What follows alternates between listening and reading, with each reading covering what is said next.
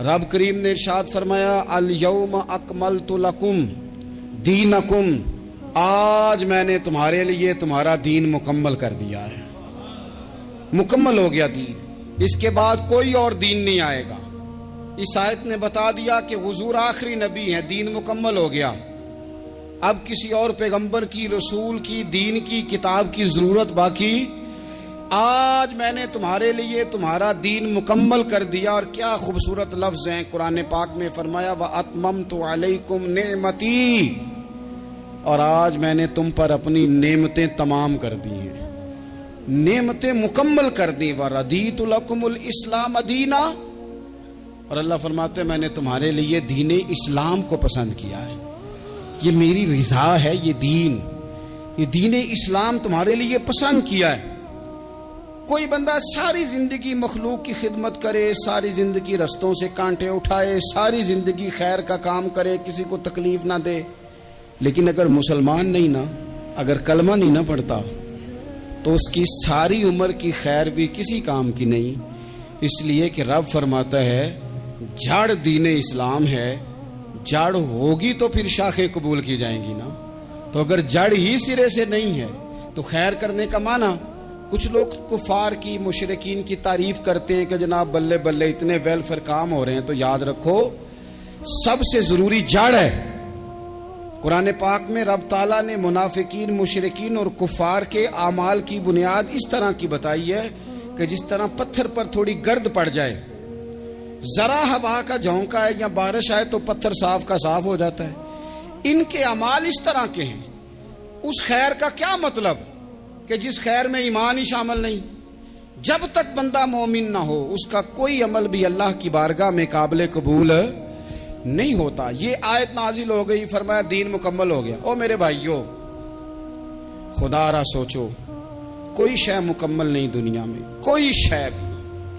کروڑوں کا مکان بنا لو پھر بھی کوئی نہ کوئی نقص نکل ہی آتا ہے۔ کوئی دنیا میں شے مکمل ہے ہی نہیں۔ اگر کوئی شے مکمل ہے تو وہ مدینے والے رسول کا دین مکمل ہے۔ مکمل، جب ہم کہتے ہیں نا مکمل دین، تو لوگ سمجھتے ہیں تو شاید سادی سی بات ہے۔ یہ وہ والی بات ہے جو دنیا میں کہیں نہیں پائی جاتی۔ جب یہ آیت نازل ہوئی تھی نا، تو بخاری میں موجود ہے، ایک بہت بڑا یہودیوں کا عالم حضرت عمر فاروق رضی اللہ تعالیٰ عنہ سے کہنے لگا یہ جو تم پر آیت نازل ہوئی ہے نا کہ دین مکمل ہو گیا، یہ اگر ہم پر نازل ہوتی نا تو جس دن یہ آیت نازل ہوئی ہوتی ہم نے ہر سال اسی دن کو عید بنا لینا تھا کہ دین مکمل ہو گیا۔ الیوم اکملت لکم دینکم، دین مکمل ہو گیا، ہم تو عید بنا لیتے۔ تو حضرت عمر کہنے لگے ہم پر بھی بڑا فضل ہے، جس دن آیت نازل ہوئی تھی عرفہ کا دن بھی تھا اور جمعے کا دن بھی تھا، ایک نہیں دو عیدیں تھی مسلمانوں کی، دو عیدیں تھی مسلمانوں کی، دو۔ عزیز بھائی، دین مکمل اللہ نے دیا۔ اور حضرت عبداللہ ابن عباس رضی اللہ تعالیٰ عنہ نے تو ایک مقام پہ اس کا ذکر بھی کر دیا۔ جب ان سے کسی یہودی نے کہا نا یہ آیت ہمیں ملتی تو ہم عید مناتے، تو فرمایا تم ایک مناتے نا، ہماری دو تھیں اس دن۔ جمعہ بھی تو مسلمانوں کی عید کا دن ہے نا۔ بہت سارے لوگ ہیں بیچارے جو کہتے ہیں اسلام میں عیدیں صرف دو ہیں، اور وہ بھی صرف پریشانی انہیں عید میلاد النبی والے دن ہوتی ہے، اس کے آگے پیچھے نہیں ہوتی۔ حالانکہ نبی پاک علیہ السلام نے کہا ہر جمعہ بھی عید ہے، خود حضور نے فرمایا، لیکن وہ اڑ جاتے ہیں کہ نہیں عیدیں صرف دو ہی ہیں۔ بھائی آپ یہ کہہ سکتے ہیں کہ اسلام کی معروف عیدیں دو ہیں، اپنے معنی اور مفہوم کے لحاظ سے جس کو یوم عید کہا جائے وہ عیدیں دو ہیں۔ تو نبی پاک صلی اللہ تعالیٰ علیہ وسلم نے میدان عرفات میں خطبہ دیا۔ یہ جو واعظ و نصیحت ہے نا، خطبہ، تقریر، یہ دنیا کر رہی ہے، کرتی رہے گی، کرتی چلی آئے گی، اور اس کو میرے نبی پاک علیہ السلام نے پسند فرمایا۔ خیر کی بات کرنے والے کو حضور نے دعا دی۔ محبوب فرمانے لگے اللہ جو میری حدیثیں یاد کر کے آگے پہنچائے اس کے چہرے کو تر و تازہ رکھنا۔ یہ ابلاغ دین بہت بڑی بات ہے اگر کوئی خلوص نیت سے کرے۔ لیکن کائنات ارضی میں وہ جو حضور کا خطبہ حجۃ الوداع ہے، وہ دستور ہے، وہ منشور ہے۔ انسانی حقوق پر اس سے بڑا چارٹر نہ پہلے کبھی تھا نہ قیامت تک دوبارہ بن سکتا ہے۔ اس کو خطبہ حجۃ الوداع کیوں کہتے ہیں؟ ایک تو مطلب یہ کہ حضور نے یہی آخری آج کیا، اور دوسری بات یہ تھی کہ اس خطبے کے تھوڑے ہی عرصے بعد میرے نبی پاک نے وصال ظاہری فرمایا، اور اس خطبے کو رسول پاک صلی اللہ تعالی علیہ وسلم نے شروع کہاں سے فرمایا؟ یہ خطبہ دیکھیں شروع کہاں سے ہو رہا ہے۔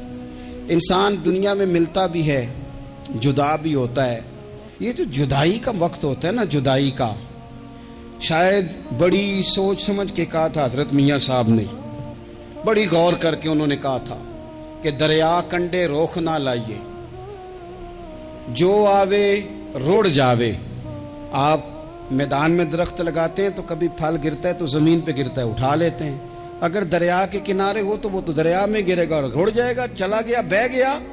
فرمانے لگے دریا کنڈے روخ نہ لائیے، جو آوے روڑ جاوے، تے پردیسی نال نہ یاری لائیے، او دا جدوں دل کرے ٹر جاوے، وہ تو چلا جاتا ہے۔ یہ خطبہ شروع کہاں سے ہو رہا ہے؟ یعنی ابھی آغاز کلام ہے، بات آگے آئے گی، آغاز کلام ہے۔ میں کہہ چکا ہوں ولی شاید عبادت کر کے بنے، تقوی اختیار کر کے بنے، ولی اللہ کی حرام کردہ ہر شے سے اجتناب کر کے بنے، وہ جس میں شبہ ہے اس سے بھی بچے تو پھر ولی بنے۔ لیکن صحابی تو حضور کی زیارت سے بنتا ہے نا، نبی پاک کی زیارت سے بنتا ہے، اور صحابہ تو وہ صحابہ تھے جن کی ہر صبح عید ہوتی تھی، خدا کا قرب حاصل تھا، نبی کی دید ہوتی تھی۔ وہ تو اس طرح کا ماحول تھا کہ نبی پاک نے فرمایا حضرت ابو ہریرہ سے یہیں بیٹھے رہتے ہو، تھوڑا ذرا کبھی کوئی کام بھی کر لیا کرو، وقفے سے ملنے سے محبت بھی بڑھتی ہے۔ تو حضرت ابو ہریرہ اٹھے اور ستون کے پیچھے سے ہو کے واپس آ گئے، فرمایا آ گئے ہو؟ عرض کی حضور دل ہی نہیں لگتا تو جائیں کہاں؟ وہ جو حضور سے آ کے کہتے تھے نا یا رسول اللہ صلی اللہ علیہ وسلم، حضرت صوبان بن مالک، حضور نے فرمایا پریشان دکھائی دیتے ہو، کہا یا رسول اللہ ایک بات پریشان کرتی ہے۔ کہا وہ کیا؟ عرض کی حضور دل بے چین ہوتا ہے تو زیارت کو آ جاتا ہوں، آج ایک عجیب خیال آیا ہے، اور اس نے عجیب رنگ طبیعت میں بھر دیا ہے۔ فرمایا تمہیں کیا خیال آیا؟ عرض کی یا رسول اللہ صلی اللہ علیہ وسلم آج خیال آیا ہے کہ صوبان ہے، تو حضور کا غلام ہے، جنت تو حضور کے صدقے ملے گی، لیکن یہ ہے کہ حضور تو ہوں گے نا نبیوں کے ساتھ، تجھے ملے گی، پر ملے گی تو غلاموں کے محلے میں نا۔ تو دل میں خیال آیا کہ وہاں زیارت بھی ہوگی کہ نہیں؟ او جنت میرے کس کاری جتھے یار نظر نہ آوے، زیارت بھی ہوگی کہ نہیں؟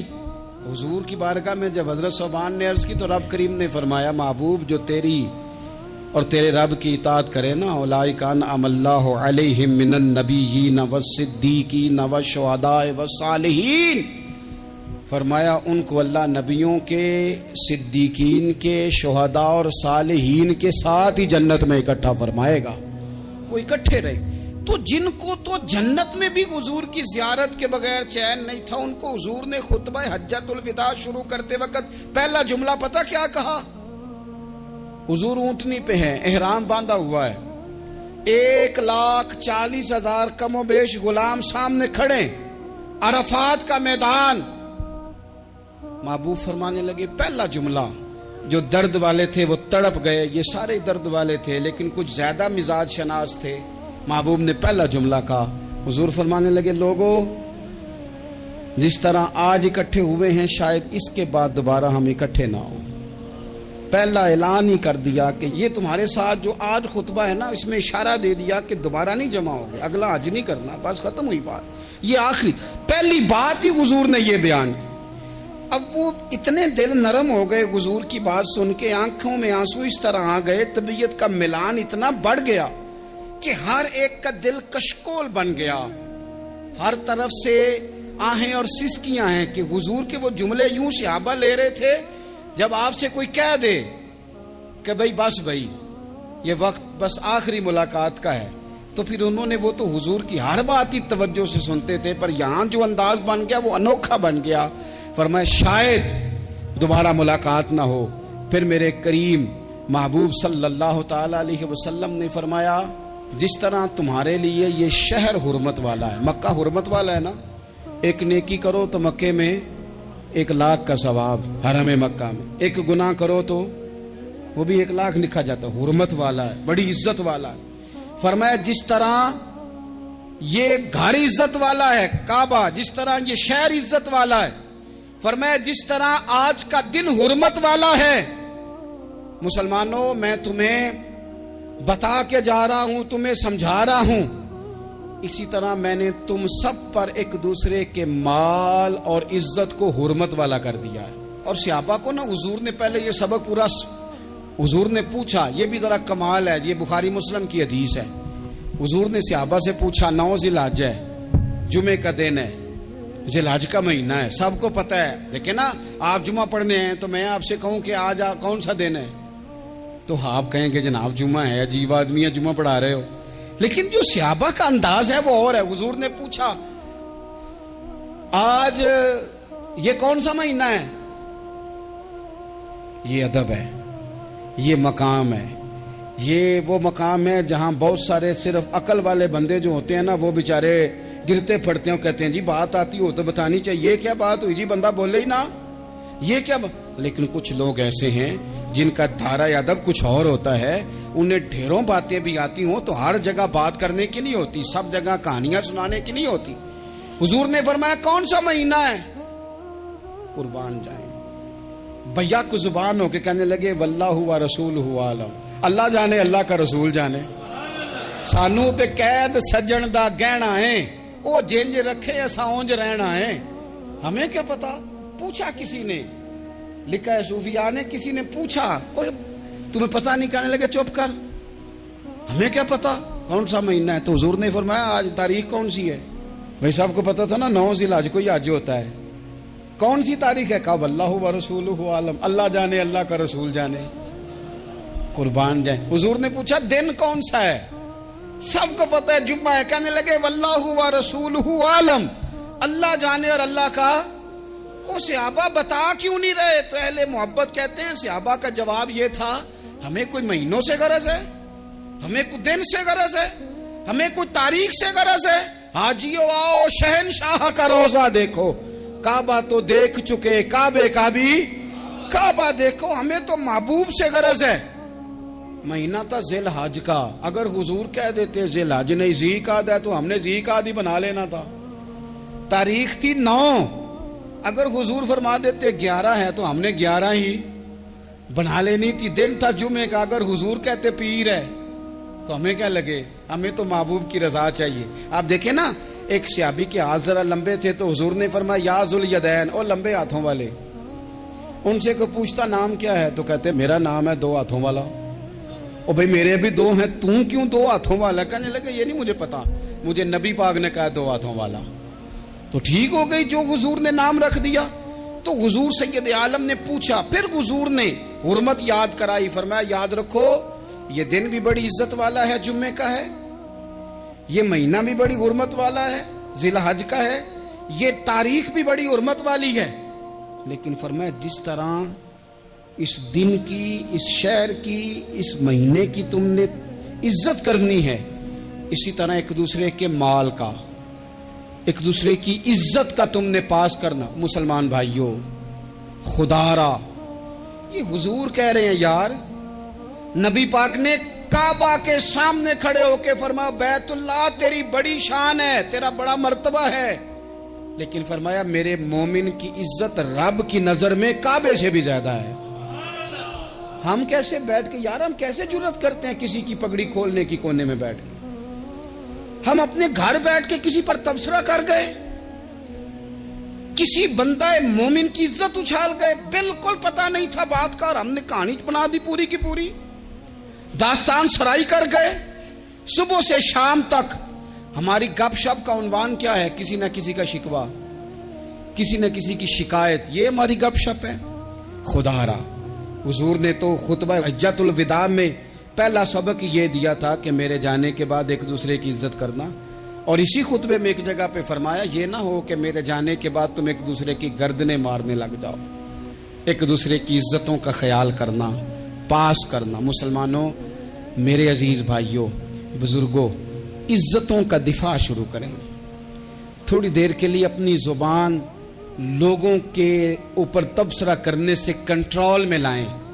کچھ چیزیں ایسی، میں مختلف شہروں میں جاتا ہوں، جس شہر میں گئے وہاں لوگوں نے یہ کہا جناب یہاں جو مولانا ہے نا، بعض لوگ یہ باتیں بڑی چسکے لے کے سنتے ہیں، یہاں جو مولانا ہے نا وہ کچھ نہیں کرتے، آپ بڑے اچھے ہیں، یہاں جو پیر صاحب ہیں وہ بڑے گڑبڑ ہیں، آپ بڑے اچھے ہیں۔ تو میں ان سے کہتا ہوں کہ میں اس لیے اچھا ہوں کہ میں تھوڑی دیر کے لیے آیا ہوں، میں نے چلے جانا ہے۔ اور دوسری بات یہ کہ مجھے آپ جتنا مرضی اچھا کہہ لیں، میں نے رخصت ہو جانا ہے 2-3 گھنٹوں کے بعد۔ یہاں جس آدمی کا آپ شکوہ کر رہے ہیں نا، آپ اس کو جنازے کے لیے خبر کریں نہ کریں، اسے پتہ چل گیا نا محلے میں جنازہ ہو گیا، تو اسے کوئی کام بھی ہوا تو اس نے کہنا یار نہیں محلے میں فوتگی ہوگی، میں نے جنازہ پڑھانا ہے، اس نے جانا نہیں۔ تو کمزوریاں تو سب جگہ ہوتی ہیں، لیکن ان کمزوریوں کی وجہ سے آپس میں بغض پیدا کر لیا جائے گا۔ اور پھر کمال بات ہے نا کہ اپنی ساری کمزوریوں سمیت اپنے آپ سے پیار ہے، اپنے آپ سے محبت ہے، اور دوسرے کی ایک کا پتہ چل جائے تو ہمیں گھن آنے لگ جاتی۔ تو حضور نے خطبہ حجت الوداع کے موقع پر یہ بات ارشاد فرمائی۔ دوسرا حضور نے فرمایا لوگوں یاد رکھنا، یہ خطبہ حجت الوداع میں نبی پاک نے فرمایا، یہ حضور خطبہ دے رہے ہیں، اور اس وقت دے رہے ہیں جب حضور صحابہ کو بتا چکے ہیں کہ یہ آخری ملاقات ہے، جو دور دراز سے آئے ہیں ان کو بتایا ہے کہ یہ میری تمہاری جو مجلس ہے، جو محفل ہے، جو تم سے بات ہو رہی ہے، یہ آخری ہے۔ محبوب فرمانے لگے لوگوں یاد رکھنا قیامت قائم ہوگی۔ ان جملوں کا حسن ملاحظہ کر لیں۔ فرمایا قیامت قائم ہوگی، تم اپنے رب سے ملاقات کرو گے، اور فرمایا تمہارا رب تم سے تمہارے اعمال کے بارے میں پوچھے گا۔ یہ خطبہ حجت الوداع میں کریم نے فرمایا، صبح تم اٹھے کیا عمل کیا، اللہ پوچھے گا۔ کسی سے ملاقات ہوئی، طرز کیا تھی، سوچ کیا تھی، اللہ پوچھے گا۔ لین دین میں کیا معاملات تھے، تمہارے اعمال کے، اللہ سے ملاقات ہوگی، وہ کھڑا کر کے پوچھے گا۔ اور حدیث میں کئی جگہ پہ حضور نے فرمایا وہ تم سے سوال کرے گا، تمہیں جواب دینا ہے۔ میرے عزیز بھائیوں، تیار رہنا چاہیے، تیار۔ ہم نا منت کرتے ہیں آخری دن ہو نا، تنخواہ دار لوگ کہتے ہیں یار یہ آخری ایام چل رہے ہیں، کوئی خرچہ نہ بتاؤ، اس لیے کہ حساب کے متھے لگنا ہے۔ آخری دنوں میں، بجٹ کے دنوں میں لوگ پریشان ہوتے ہیں کہ حساب دینا ہے۔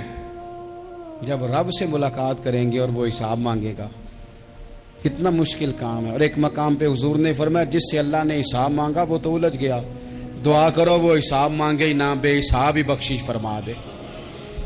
نبی پاک صلی اللہ تعالی علیہ وآلہ وسلم نے ارشاد فرمایا اسی خطبہ حجت الوداع میں، حضور فرمانے لگے سن لو، میں نے تم تک اللہ تعالیٰ کا پیغام پہنچا دیا ہے۔ اب جس شخص کے پاس امانت رکھی ہو اس پر لازم ہے کہ وہ امانت اس تک پہنچا دے جو اس کا مالک ہے۔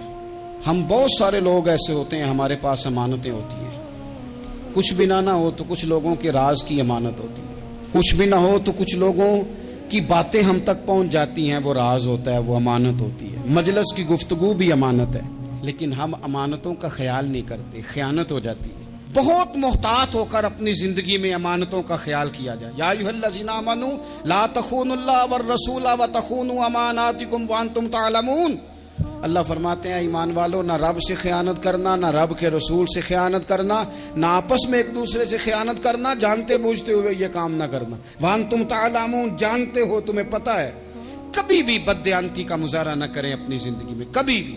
اور یہ بھی یاد رکھ لیں، بچوں کو کیا پتا کہ ہمارا ابا حلال لا رہا ہے کہ حرام لا رہا ہے، آپ لا رہے ہیں نا، تو وہ تو بیچارے بھولے پن میں کھا رہے ہیں، تو حساب آپ نے دینا ہے۔ جنہ لی تو پاپ کمائے ہن کتھے نہیں ہو تیرے کر دے، بلا نا۔ تو بچوں کا تو یہ معاملہ ہے بھائی، اللہ ماشاءاللہ کہ وہ وقت پہ ہی، شادی کے 10-15 دن کے بعد ہی ان کو پیغام مل جاتا ہے کہ اگر ہمارا علیحدہ گھر ہو تو میں مرضی سے سجاؤں، تو میں مرضی سے سنواروں، تو میرا کوئی مطلب اپنا سلسلہ ہو، تو بڑے ٹائم پہ ساری باتیں شروع ہو جاتی ہیں، وہ تو معاملہ ہی بالکل اور ہے۔ تو بالکل کسی بھی امانت میں کبھی بھی خیانت کرنے کی کوشش نہ کریں، اور یاد رکھیں مال حرام جہاں آتا ہے وہاں بڑی تباہی آتی ہے، جہاں لوگ بددیانت ہو جاتے ہیں وہاں معاملات بڑے خراب ہو جاتے ہیں۔ اللہ تبارک و تعالی دیانتداری کی توفیق عطا فرمائے۔ حضور نے خطبہ حجت الوداع کے موقع پر فرمایا میں نے آج جاہلیت کے سارے سود ختم کر دیے۔ نبی پاک میدان عرفات میں کھڑے ہو کے فرمانے لگے جس بندے نے بھی کسی سے پیسے لیے ہیں وہ اصل رقم دے گا، زائد نہیں دے گا۔ حضور کے بڑے قریبی تھے ایک، فرمایا انہوں نے بھی کچھ لوگوں سے پیسے لیے ہوئے، چونکہ وہ سب لوگ کرتے تھے، حرام ہی نہیں تھا۔ فرمایا میں ان کو بھی حکم دیتا ہوں کہ یہ اصل رقم وصول کریں گے، کسی سے ایک پائی بھی زیادہ وصول نہ کریں گے۔ نبی پاک صلی اللہ تعالی علیہ وسلم نے خطبہ حجۃ الوداع میں ایک باریک بات حضور نے بھی، یہ آپ نے ضرور سمجھنی ہے، بالخصوص جو لوگ تھوڑا دین پر عمل کر رہے ہیں، جن کا لبادہ مذہبی ہو گیا، جنہیں لوگ حضرت صاحب، قاری صاحب، علامہ صاحب، مفتی صاحب، حاجی صاحب، بزرگوں کہہ کے بلاتے ہیں، وہ اس پر توجہ کریں۔ میرے نبی پاک صلی اللہ علیہ وسلم نے خطبہ حجۃ الوداع کے موقع پہ ارشاد فرمایا، لوگو شیطان اب مایوس ہو گیا ہے، وہ تم سے بتوں کی پوجا نہیں کرا سکے گا، ہاں وہ تمہیں چھوٹے چھوٹے گناہوں میں مبتلا کرے گا، وہ تم سے چھوٹے چھوٹے عیب کرائے گا، تم سمجھو گے یہ تو غلطی کوئی نہیں، فرمایا اس سے بچ کے رہنا۔ اب وہ مایوس ہو گیا، بتوں کی پوجا نہیں کرا سکتا، تمہیں اپنی پوجا نہیں کرا سکتا، لیکن چھوٹی چھوٹی غلطیاں، ایک مقام پہ فرمایا نا، چھوٹا گناہ ہونا تو مومن اسے پہاڑ سمجھتا ہے، اتنا بڑا ہو گیا، اور منافق کہتا ہے یہ تو کچھ بھی نہیں۔ تو اپنی زندگی کے اندر چھوٹی چھوٹی کوتاہیاں، حضرت سعدی فرمایا کرتے تھے سیلاب اچانک نہیں آتے، پہلے چھوٹا سا سوراخ ہوتا ہے دریا کے کنارے، اسے بند نہ کیا جائے پھر بڑا ہو جاتا ہے، پھر وہ ٹائم آتا ہے کہ بند ٹوٹ جاتا ہے، بستیاں ڈوب جاتی ہیں۔ پہلے چھوٹا گناہ انسان کرتا ہے، چھوٹا، پھر اس سے آگے بڑھتا جاتا ہے اور بڑی بڑی غلطیاں ہوتی ہیں۔ اللہ تبارک و تعالی ہمیں رائی کے دانے کے برابر بھی غلطی کرنے سے محفوظ فرمائے۔ نبی پاک صلی اللہ تعالی علیہ وسلم نے اسی موقع پر ارشاد فرمایا، لوگو اللہ سے ڈرتے رہنا، اور میں تمہیں عورتوں کے ساتھ بھلائی کی وصیت کرتا ہوں۔ فرمایا رب نے تمہیں اختیار دیا ہے، عورتیں تمہارے سپرد کی ہیں، ان سے اچھا سلوک کرنا۔ فرمایا اگر کبھی کوئی ان پر تمہیں سختی کرنی بھی پڑے تو اتنی کرنا جتنی ان کی غلطی ہو، ان سے درگزر کرنا، ان سے پیار کرنا۔ اسلام نے خاتون کو باقاعدہ حقوق دیے، باقاعدہ۔ صحیح بخاری میں حدیث ہے، یہ جو نوجوان ہیں، مطالعہ کرنے والے، پڑھنے سننے سمجھنے والے، یاد رکھا کریں ان چیزوں کو۔ حضرت بریرہ رضی اللہ تعالیٰ عنہ حضرت عائشہ صدیقہ کی کنیزہ ہیں، حضرت مغیث رضی اللہ تعالیٰ عنہ ایک صحابی ہیں، ان کی وہ اہلیہ ہیں، وہ اپنے خامد سے علیحدگی چاہتی تھی، ان کے خامد بڑی محبت کرتے تھے، علیحدہ ہونا نہیں چاہتے تھے، خاتون رہنا نہیں چاہتی تھی۔ انہوں نے بڑی سفارشیں کرائیں کہ میرا خامد، میری بیوی مجھ سے صلح کر لے، حالانکہ وہ خاتون کنیز ہیں، خادمہ ہیں، کوئی بڑے قبیلے سے بظاہر تعلق نہیں۔ بالآخر انہوں نے گزارش کی، سیدہ عائشہ صدیقہ رضی اللہ تعالیٰ عنہ سے کہا، کچھ اور ذرائع اختیار کیے۔ حضرت مغیث نے رضی اللہ تعالیٰ عنہ، ان کے شوہر نے، کہ نبی پاک علیہ السلام کی خدمت میں عرض کریں، حضور میری سفارش کریں کہ یہ مجھے صلح کر لیں۔ تو نبی پاک علیہ السلام نے حضرت بریرہ رضی اللہ تعالیٰ عنہ جو کنیزہ ہیں، خادمہ ہیں، ان کو بلا کے کہا تمہارا خامد صلح کرنا چاہتا ہے۔ یہاں برادری کا بڑا کے کہتا ہے، پتر میری بھی نہیں تو گال رکھنی، اور میرے ککھاں دا بھی نہیں تو، کیا کہہ رہے ہیں آپ؟ اللہ نے اسے حق دیا ہے، اور جسے حق اللہ دے اس کا رسول دے، اس سے کون ہوتا ہے کوئی حق چھیننے والا؟ نبی پاک صلی اللہ علیہ وسلم نے حضرت بریرہ سے کہا تمہارا خامد صلح کرنا چاہتا ہے اور وہ روتا ہے تمہارے لیے، اور اس نے بڑی سفارشیں کی ہیں، تم اس سے صلح کر لو۔ حضرت بریرہ رضی اللہ تعالیٰ عنہ عرض کرنے لگی، یا رسول اللہ صلی اللہ علیہ وسلم آپ جو حکم کریں میں حاضر ہوں، ایک بات پوچھ سکتی ہوں؟ ایک گزارش کر لوں؟ ایک صرف حضور میرا بولیا چولیا معاف کری، ایک بات کر لوں؟ تو کہا کرو۔ عرض کی یا رسول اللہ یہ آپ کا حکم ہے یا مشورہ ہے؟ یہ محبوب کی بات ہے، محبوب کی۔ کوئی بزرگ کیوں جبر کرتا ہے کسی پہ؟ کوئی حضرت شیخ کیوں کہتے ہیں زبردستی عورت کو کہ تو جا؟ نبی پاک صلی اللہ علیہ وسلم نے فرمایا صلح کر لے۔ یا رسول اللہ ایک بات عرض کروں؟ کرو۔ حضور حکم ہے کہ مشورہ ہے؟ تو نبی پاک نے فرمایا نہیں، مشورہ ہے۔ تم عاقلہ ہو، بالغہ ہو، اسلام تمہیں با اختیار کرتا ہے، چاہو تو رہو، چاہو تو خلا لے لو۔ عرض کرنے لگی حضور اگر مشورہ ہے تو پھر میں مغیث سے صلح نہیں کرنا چاہتی۔ میرے محبوب نے فرمایا تو جس حال میں راضی ہے میں بھی راضی ہوں۔ ٹھیک ہو گئی بات، ختم ہو گئی۔ حضور نے کوئی زور نہیں، اتنے اسلام حقوق دیتا ہے عورت کو، کسی کو اجازت نہیں کہ وہ جبر کرے، وہ ظلم کرے۔ میں آ گیا ہوں صلح نہیں کرنی، بے تو کیوں آیا ہے؟ تو نے وقت گزارنا ہے، جانے وہ خاوند کس طرح کا ہو۔ تو نبی پاک صلی اللہ علیہ وسلم نے خطبہ حجۃ الوداع کے موقع پر فرمایا عورتوں کے ساتھ اچھا سلوک کرنا۔ اللہ تبارک و تعالی جو حج پڑھا جا رہا ہے اس کے صدقے پوری امت پر اپنا فضل فرمائے۔